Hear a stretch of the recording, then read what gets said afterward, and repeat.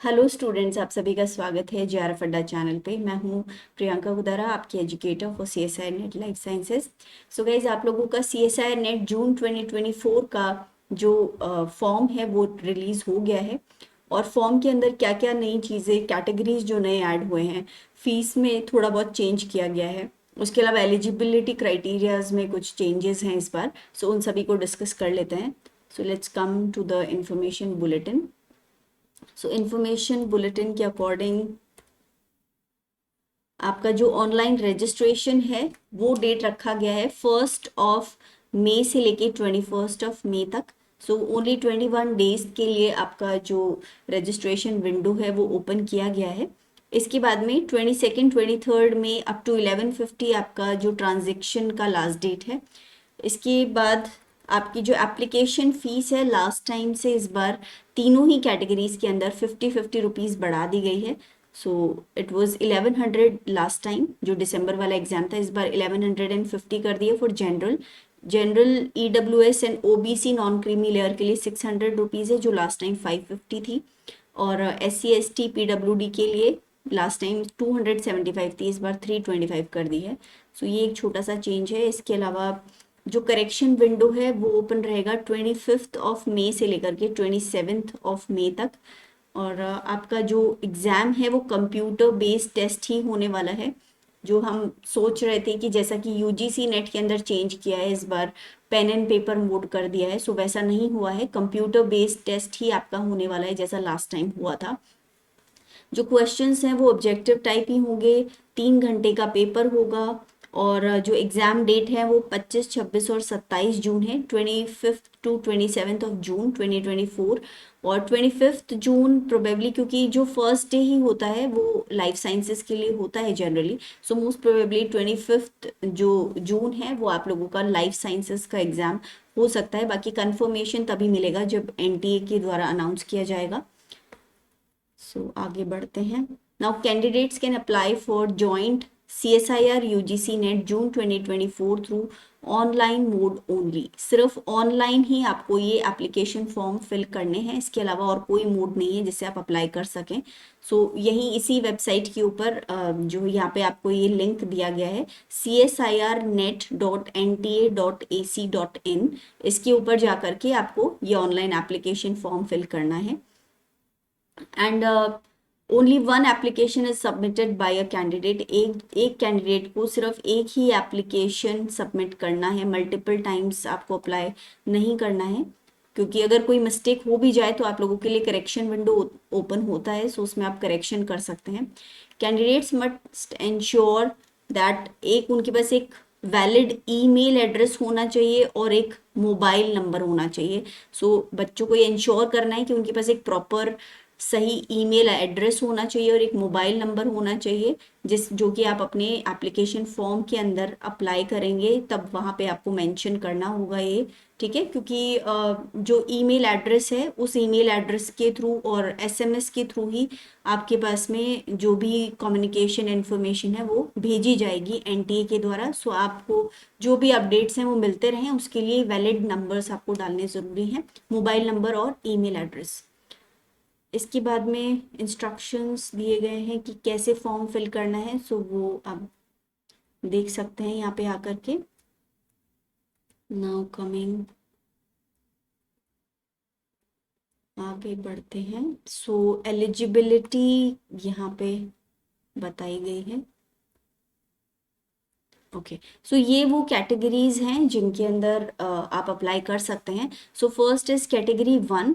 Category 1 के अंदर आपको GRF के लिए आप अप्लाई कर सकते हैं, असिस्टेंट प्रोफेसर और PhD एडमिशन, तीनों कैटेगरीज के अंदर आप तीनों ही के लिए अप्लाई कर सकते हैं। सो जो कैटेगरी 1 है उसमें तीनों ही चीज़ों के लिए आप अप्लाई कर सकते हैं। This is for award of GRF and appointment as assistant professor. इसके अलावा PhD में एडमिशन के लिए भी ये एप्लीकेबल होगा कैटेगरी 1। कैटेगरी 2 में आप GRF के लिए अप्लाई नहीं करेंगे, आप सिर्फ जो असिस्टेंट प्रोफेसरशिप के लिए अप्लाई कर सकते हैं एलिजिबिलिटी के लिए, और उसके अलावा PhD एडमिशन के लिए आप अप्लाई कर सकते हैं। So this is for appointment of assistant professor and admission to PhD। Category 3 जो है वो सिर्फ एडमिशन टू पीएचडी ओनली, सिर्फ आप पीएचडी के अंदर एडमिशन के लिए अप्लाई कर सकते हैं। यहाँ पे आपको नेट या फिर जीआरएफ जो है वो कैटेगरी के अंदर एप्लीकेबल नहीं है। सो अकॉर्डिंगली आपको कौन सी कैटेगरी के लिए फॉर्म फिल करना है वो आप डिसाइड करके अपना फॉर्म फिल कीजिएगा। Now, the JRF qualified candidates are admitted into PhD program based on interview. So, जो JRF qualified candidates हैं उनका PhD प्रोग्राम है, क्योंकि आप JRF तो तभी ले पाओगे जब आप PhD में एडमिशन लोगे। सो वो जो है आपका इंटरव्यू बेसिस पे UGC के कुछ गाइडलाइंस हैं, उनके अकॉर्डिंग इंटरव्यू कंडक्ट होगा। सो अगर आपका JRF क्वालिफाई हो जाता है तो उस बेसिस पे आपका इंटरव्यू होगा और PhD के अंदर डायरेक्टली एडमिशन हो जाएगा। लेकिन जो जॉइंट CSIR और UGC net under category 2 and 3 वाले जो स्टूडेंट्स हैं उनको ये बेसिकली एंट्रेंस टेस्ट की जगह PhD एडमिशन के लिए अलग से कोई एंट्रेंस टेस्ट नहीं देना है। यही जो एग्जाम है आपका PhD एडमिशन के लिए भी यूज होगा, इसका जो स्कोर है। ठीक है, सो डिफरेंट यूनिवर्सिटीज जो पहले एंट्रेंस एग्जाम करवा रही थी वो सब अब बंद कर दिए हैं। CSIR UGC नेट का आपका जो स्कोर है वो PhD में एडमिशन के लिए भी यूज लिया जाएगा। For candidates qualified under category 2 and 3, the marks obtained in NET will have 70% weightage and so आपका जो स्कोर आएगा CSIR UGC नेट का उसका 70% वेटेज होगा अगर आप PhD के अंदर एडमिशन लेना चाहते हैं, और 30% वेटेज होगा आपका परफॉर्मेंस देखा जाएगा इंटरव्यू के अंदर। सो एक इंटरव्यू भी होगा साथ में, और ये जो है यूनिवर्सिटी या फिर जो भी हायर एजुकेशनल इंस्टीट्यूट हैं वो करवाएंगे कंडक्ट आपका जो ये पर्टिकुलर इंटरव्यू है, उसके बेसिस पे आपका यहाँ पे एडमिशन होगा। सो बेसिकली डिफरेंस क्या है, JRF क्वालिफाइड वालों के लिए सिर्फ एक इंटरव्यू है और उसके अंदर 100% आपके जो नेट JRF का स्कोर है उसको पूरी तरह कैलकुलेट किया जाएगा और आपका हल्का सा असेसमेंट होगा जो इंटरव्यू है उसके बेसिस पे। लेकिन जो नेट और कैटेगरी 2 और कैटेगरी 3 वाले स्टूडेंट्स हैं उनके लिए कंसिडर किया जाएगा जो नेट का स्कोर है वो 30% वेटेज रखेगा, लेकिन इंटरव्यू का भी वेटेज यहाँ पे दिया गया है अलग से, विच इज 30% वेटेज। जो आपका इंटरव्यू का स्कोर रहने वाला है उसका 30% वेटेज यहाँ पे रहने वाला है। For admission to PhD, the marks obtained in NET by the candidate in category 2 and category 3 will be valid for a period of 1 year. So भाई अगर आपको PhD में एडमिशन लेना है तो जो आपका स्कोर रहने वाला है वो 1 साल के लिए वैलिड रहेगा। 1 साल के अंदर अंदर आपको कहीं ना कहीं PhD के अंदर एडमिशन लेना है, तभी आपका ये जो स्कोर है जो 70% वेटेज रखने वाला है ये वैलिड रहेगा। Okay, so within 1 year you have to take admission in some PhD program. Okay, the result of NET will be declared in percentile. So इस बार percentile और marks दोनों के basis पे ही दोनों ही फॉर्म के अंदर आपका जो स्कोर है वो डिक्लेयर किया जाएगा, और ये जो है आपका स्कोर वो PhD में एडमिशन के लिए यूज लिया जाएगा। The number of candidates who will be qualified JRF NET assistant professor and admission to PhD only will be decided by results committee. So कितने बच्चों को कौन सी कैटेगरी में क्वालिफाई किया जाएगा ये रिजल्ट कमिटी डिसाइड करेगी, अभी कोई नंबर एज सच डिसाइडेड नहीं है। नाउ आपका जो JRF का अमाउंट है वो क्या रहने वाला है, अगर आप JRF क्वालिफाई कर लेते हैं तो फर्स्ट 2 years आपको 37,000 रुपीज़ पर मंथ मिलेंगे, और उसके साथ में कंटिजेंसी मिलेगा जो कि ईयरली मिलता है 20,000। ओके, उसके बाद में आपका 2 साल के बाद जो JRF है वो SRF के अंदर प्रमोट कर दिया जाता है, और SRF के ड्यूरेशन में आपको पर मंथ अगले 3 साल तक 42,000 रुपीज़ पर मंथ मिलने वाले हैं, और इसमें भी कंटिजेंसी वही रहती है 20,000 rupees. So first 2 years 37,000 rupees fellowship मिलेगा पर मंथ, और उसके बाद में बाकी के जो 3 साल हैं उसमें आपको SRF मिलेगा 42,000 रुपीज़ पर मंथ। सो ये भी कुछ चेंजेस थे जो अभी कुछ महीनों पहले चेंजेस किए गए थे। इसके अलावा जो बच्चे कोई नेशनल फेलोशिप या स्कीम्स के लिए भी अप्लाई करना चाहते हैं उनको भी इस बार joint CSIR UGC net examination ही देना है, और इसका जो पर्टिकुलर स्कोर है उसके बेसिस पे आपको ये फेलोशिप्स दिए जाएंगे। जो नेशनल फेलोशिप्स हैं अलग अलग कैटेगरीज के लिए, national fellowship for OBC, national fellowship for SC, national fellowship for PWD candidates, तो उनके लिए भी यही वाला एग्जाम एप्लीकेबल रहेगा। सो अलग अलग जो फेलोशिप स्कीम्स हैं जो कि गवर्नमेंट ऑफ इंडिया रन करती है उसके बेसिस पे उसका भी जो पर्टिकुलर उसको अगर आपको अवेल करना है तो उसके लिए भी यही वाला एग्जाम आपको देना है। सो अब आते हैं एलिजिबिलिटी क्राइटेरिया पे। सो general unreserved general EWS candidates who have secured at least 55% marks आपके होने चाहिए, ओके, मास्टर्स डिग्री के अंदर, और इक्विवेलेंट एग्जामिनेशन जो कि रिकग्नाइज्ड यूनिवर्सिटी या इंस्टीट्यूट के द्वारा कंडक्ट किया गया हो। और उसके अलावा OBC और बाकी जो और कैटेगरीज हैं उनके लिए 50% का यहाँ पे 50% मार्क्स एलिजिबिलिटी के लिए रखे गए हैं, 5% का यहाँ पे रिलैक्सेशन दिया गया है। जो बच्चे MSc परस्यू कर रहे हैं वो भी एग्ज़ाम दे सकते हैं, ठीक है। फाइनल ईयर में जो बच्चे हैं वो भी एग्ज़ाम दे सकते हैं, उनको साथ में रिजल्ट अवेटेड कैटेगरी का जो सर्टिफिकेट है वो लगाना होगा साथ में। और उसके अलावा इनको लास्ट में अगर आपका क्वालिफाई हो भी जाता है एग्ज़ाम, तो जो एलिजिबिलिटी क्राइटेरिया जो कि 55% मार्क्स हैं जनरल कैटेगरी के लिए और बाकी कैटेगरीज के लिए 50% मार्क्स, आपका जब फाइनल रिजल्ट आएगा तो वो आपका स्कोर होना चाहिए आपके पास में, ओके। और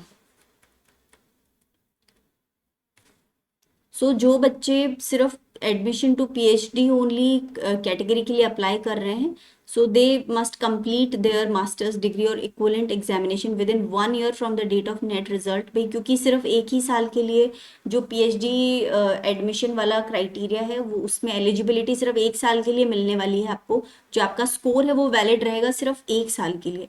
सो जो डेट ऑफ एग्जामिनेशन होने वाला है, डेट ऑफ नेट रिजल्ट जो होने वाला है, उस रिजल्ट डेट से साल भर के अंदर अंदर आपको किसी ना किसी PhD प्रोग्राम में एडमिशन लेना है। सो आपका जो MSc रनिंग है वो एटलीस्ट उससे पहले पहले ख़त्म हो जाना चाहिए। आपको 50% अगर आप किसी कैटेगरी से बिलोंग करते हैं और 55% अगर आप जनरल कैटेगरी से बिलोंग करते हैं, उतना मार्क्स आपका आना चाहिए, तब आप PhD के लिए अप्लाई कर पाएंगे। अगर आपका रिजल्ट से एक साल के ऊपर का टाइम निकल जाता है तो आप PhD में एडमिशन के लिए वो स्कोर आपका एलिजिबल नहीं रहेगा, ठीक है। जो candidate belonging to draw same relaxation in fee age and eligibility, so same उनके लिए भी रहने वाली है। All right, so let's go ahead. Now this is another thing, जो कैंडिडेट 4 साल वाला जो कोर्स है वो कर रहे हैं या फिर 8 सेमेस्टर्स बैचलर्स डिग्री कर रहे हैं, सो जो बच्चे बैचलर्स डिग्री कर रहे हैं जो 4 साल की हो या 8 सेमेस्टर की हो, उनके लिए मिनिमम 75% मार्क्स होने चाहिए। सो ये बच्चे भी इस एग्ज़ाम के लिए अप्लाई कर सकते हैं, ओके। और 75% या उसके इक्वलेंट जो भी एग्रीगेट है उनका मार्क्स आना चाहिए।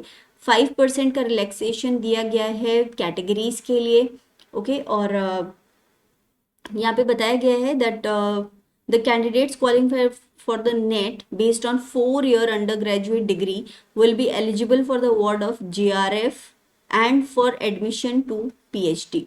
Okay, the candidates qualifying the NET based on 4 year undergraduate degree will not be eligible for. So जो 4 year प्रोग्राम वाले बच्चे हैं वो नेट के लिए एप्लीकेबल मतलब असिस्टेंट प्रोफेसरशिप के लिए एलिजिबल नहीं होंगे, उसके लिए आपको मास्टर्स करके आना होगा।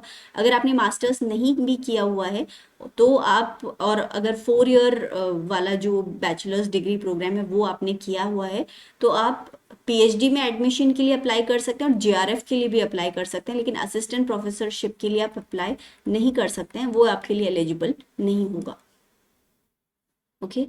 सो ये बेसिकली JRF या फिर PhD एडमिशन के लिए ही आपके लिए एप्लीकेबल है। Now coming to upper age limit, so 30 years आपकी अपर एज लिमिट है, that is for, so JRF के लिए आपकी जो अपर एज लिमिट है that is 30 years on the first day of the month in which the examination is concluded. जून 2024 तक आपका 30 years से ऊपर नहीं होना चाहिए, ओके। और इसके बाद में रिलैक्सेशन दिया गया है कुछ लिमिटेड पीरियड के लिए, 5 years के लिए कुछ लोगों को यहाँ पे रिलैक्सेशन दिया गया है। रिसर्च एक्सपीरियंस जिनको है उनको, या फिर limited to the period spent on research in relevant related subject in post graduation degrees. So अगर आपने कोई रिसर्च वर्क में अपना टाइम स्पेंड किया है तो आपको 5 years का रिलैक्सेशन यहाँ एज के अंदर दिया जाएगा। इसके अलावा जो असिस्टेंट प्रोफेसरशिप के लिए बच्चे अप्लाई करना चाहते हैं उनके लिए कोई अपर एज लिमिट नहीं है, आप किसी भी एज तक इसके लिए अप्लाई कर सकते हैं। और जो एडमिशन टू पीएचडी है उसमें भी कोई अपर एज लिमिट नहीं है। सो 30 ईयर्स का जो अपर एज लिमिट है that is only for candidates who want to apply for GRF. अगर आप जीआरएफ के लिए अप्लाई करना चाहते हैं तो यहाँ पे अपर एज लिमिट है, बाकी बच्चों के लिए कोई अपर एज लिमिट नहीं है। Now coming to the mode of examination pattern, so यहाँ कुछ चेंज नहीं है, सेम ही पैटर्न है जैसे अगर लाइफ साइंसेस की बात करें। सो पार्ट ए के अंदर 20 क्वेश्चंस में से 15 आपको अटेम्प्ट करने हैं। हर एक सही क्वेश्चन के लिए, हर एक सही आंसर के लिए आपको 2 मार्क्स दिए जाएंगे और गलत अगर आप आंसर करते हैं तो 0.5 मार्क्स काट लिए जाएंगे। पार्ट बी के अंदर 50 क्वेश्चंस दिए जाते हैं जिसमें से 35 आपको करने हैं। हर एक सही आंसर के 2 मार्क्स दिए जाएंगे, गलत के लिए 0.5 मार्क्स काट लिए जाएंगे। पार्ट सी में 75 क्वेश्चंस दिए जाएंगे जिसमें से 25 आपको करने हैं। हर एक सही आंसर के लिए 4 नंबर दिए जाएंगे और गलत आंसर के लिए 1 नंबर काट लिया जाएगा। सो टोटल 145 क्वेश्चंस आने वाले हैं जिसमें से 75 क्वेश्चंस आपको अटेम्प्ट करने हैं। टोटल आपका 200 मार्क्स का ये पेपर होने वाला है। और ओवरऑल ये बिल्कुल सेम ही है जैसा पहले पैटर्न था, बाकी सब्जेक्ट्स में भी सेम ही दिख रहा है। So I hope that is all. बाकी जो भी आपका फॉर्म फिलिंग के लिए जो भी डिटेल्स हैं वो यहाँ पे बाकी सब नीचे दे रखी हैं आपके लिए। फॉर्म्स जो जो आपको फिल करने हैं वो सब यहाँ डिटेल दे रखी है। सो फॉर्म आपको फिल कहाँ करना है, सो देखिए ये वेबसाइट है, वेबसाइट है csirnet.nta.ac.in। इसके ऊपर जा कर के आपको यहाँ दिख रहा होगा दैट ओपनिंग ऑफ एप्लीकेशन। सो यहाँ अगर मैं क्लिक करती हूँ सो ये अगेन नोटिफिकेशन ही आ गया है, बट यहाँ पे आपको कुछ वेबसाइट लिंक्स और दे रखे हैं।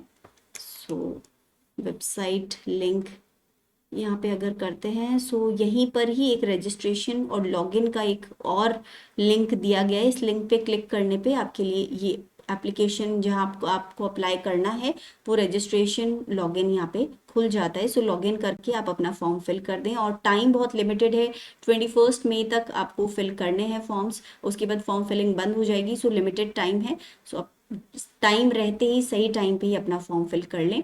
और जो भी और डिटेल्स हैं उनके लिए इस पूरे बुलेटिन को एक बार आप भी केयरफुली पढ़ लें और उसके बाद में ही अपना फॉर्म फिल करें। सो गाइज इसके अलावा अगर आप CSIR नेट का कंप्लीट प्रिपरेशन करना चाहते हैं तो आप हमें ज्वाइन कर सकते हैं JRF अड्डा की एप्लीकेशन पे, जहां अभी ज्वाइन करने पे कंप्लीट कोर्स आपको अवेलेबल हो जाएगा 13,999 के एक ऑफर प्राइस पे, जिससे आपको 12 महीने की वैलिडिटी मिल जाती है। सो ये एग्जाम देने के बाद भी आप अपनी प्रिपरेशन को जारी रख सकते हैं, क्योंकि अगर आप अभी प्रिपरेशन शुरू कर रहे हैं तो उस कंडीशन में ये आप लोगों के लिए एक फेज रहेगा जिसमें आपके लिए एक प्रैक्टिस एग्जाम ही हो जाएगा। बिकॉज अभी प्रिपरेशन शुरू करके आप एग्जाम क्वालिफाई कर लें ये पॉसिबल नहीं है। सो ये आप लोगों के लिए यूं अच्छा रहेगा कि एक प्रैक्टिस आप लोगों के लिए हो जाएगी और जो नेक्स्ट एग्जाम है जो दिसंबर में आने वाला है उसके लिए आपकी अच्छी प्रिपरेशन हो सकती है। सो ज्वाइन कर लीजिएगा, JRF अड्डा की एप्लीकेशन को डाउनलोड करें और उसके बाद में वहाँ आप अपना रजिस्ट्रेशन करवा सकते हैं।